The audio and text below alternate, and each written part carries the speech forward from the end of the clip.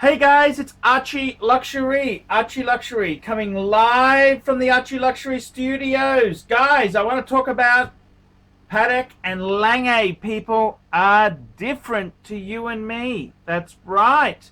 I yesterday afternoon I ran a social experiment. I listed two watches. These were watches that belonged to two friends of mine. One was a Explorer 2 black dial. The other piece was a Lange 1815 yellow gold dress watch. And guess what? Guess what? As soon as I listed these two watches, I had a couple of inquiries on the Rolex. That's correct, the Rolex Explorer 2. I had a couple of people express interest. They were keen. They were ready to ask me. I had two buyers from overseas, and I said, look, I'm really looking for an Aussie punter. And then today, the day after I should say, I had a guy from Tasmania who pulled the trigger. So I got to be totally honest with you there. It can be pretty damn hard. It can be pretty damn hard. This whole thing is extremely difficult. It's difficult. So the Rolex sold and the Lange has not had a nibble. A nibble.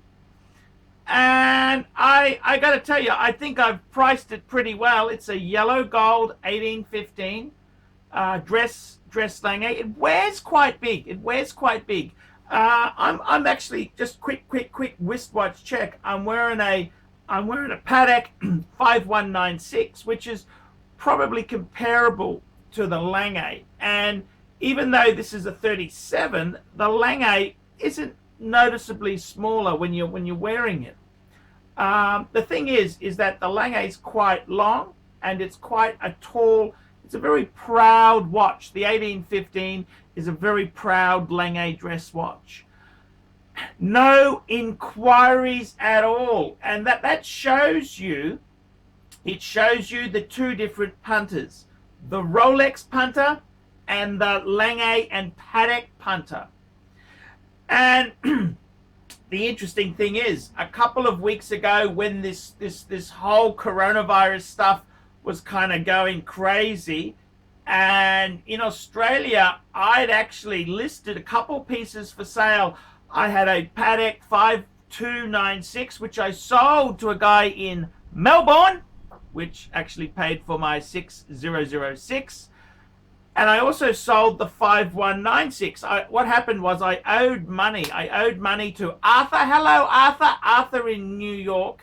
And I just wanted to fix him up. I didn't want to, things are getting pretty nasty. I thought I'd flick it, pay him out, and I'd buy one down the track.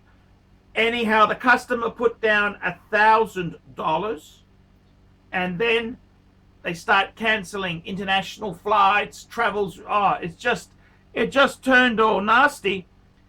And I said to the guy who bought it, I said, look, man, do you want to go through? Just let me know what's happening. And he said, look, do you mind if I pull out?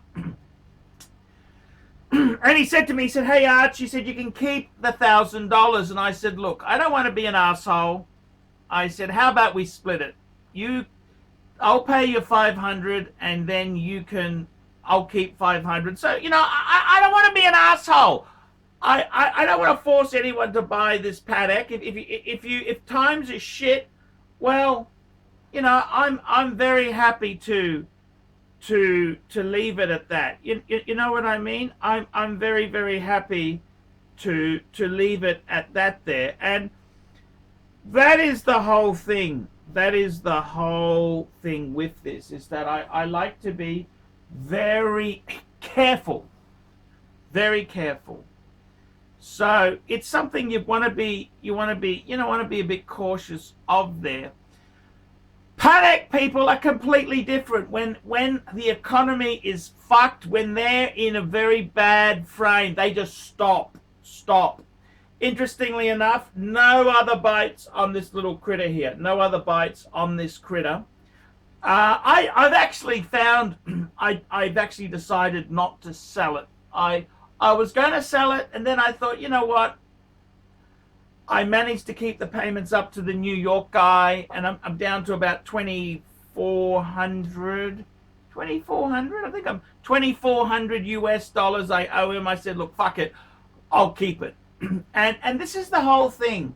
Patek buyers, they are ultra, it's like the Lange buyer, ultra conservative.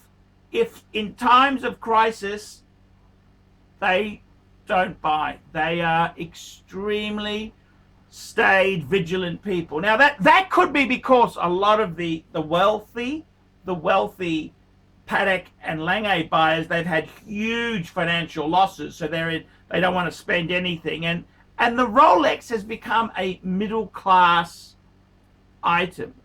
I suppose, it's a bit like Mercedes-Benz. Mercedes-Benz used to be really a item for rich people, but now it's a item for aspiring middle class. And that's what's happened. So it's very interesting. I've presented these two items, and they're very similar. Like, I mean, the Rolex Explorer 2 black dial. Okay, it's not the trendiest. It's not like a sub or a GMT, but it's still Rolex Steel Sports. And the Lange, it's a little bit small at 36 mil. It's yellow gold, so yellow gold's a bit add of flavor. So they're very similar type things. Leading brands, but one's Rolex and one's Lange. And I actually thought the Lange was a better bargain than the Rolex. The Rolex, I thought, Rolexes are very in demand, prices are high, but the reality is, the awful truth is that these type of things can be incredibly, they can be very frustrating here. They can be very annoying. Getting the right punter. Now, I'm not panicked. I just wanted to make this video here and just signify the difference. And the funny thing is, the Pateks I sold before Corona, I had unlimited buyers. They were lining up. I had a guy in Melbourne. I had a few people overseas, and all of a sudden, it's just come to a standstill because the economy is fucked. The world as we know it is in huge turmoil. It's the share market's up, then it's down, up, and it's just so confusing. And I gotta tell you, in my opinion, I think prices are, there's a lot of turmoil in the market. The middle class, the aspirational middle class, they're keen.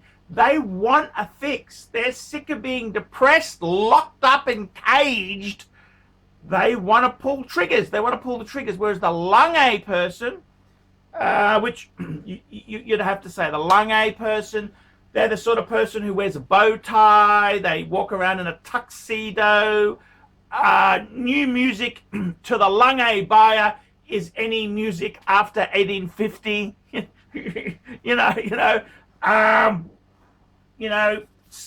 Slumming it is first class instead of private. That's the sort of people that are in this market. And it's incredible. The demographic between Rolex and Patek and Lange, huge. It's really huge.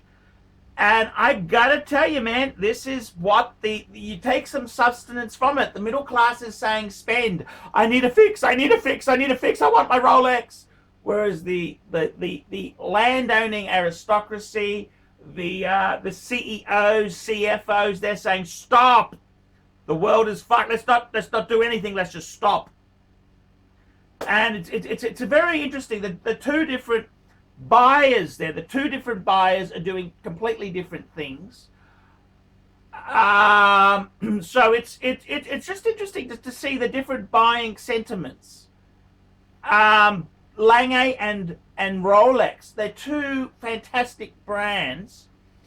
Different sentiments, And look. Who am I to judge these people? But it's very different market niches. So, guys, tell me what you think. Like, subscribe, tell your friends. Don't be afraid to put some comments, good, bad, nasty, whatever you want. And until next time, see you later, fuckaroonies. Hi guys, ArchieLuxury, and who do I recommend in America? In America, who do I recommend for quality pre-owned wristwatches? David SW, David SW, David SW. Go to davidsw.com. He is the best, the greatest pre-owned dealer in all of the United States of America. David SW, David SW, David SW. And there we go, one of the most beautiful Pateks of modern times, a key reference point in Patek history, the 5035, proudly part of the ArchieLuxury wristwatch collection.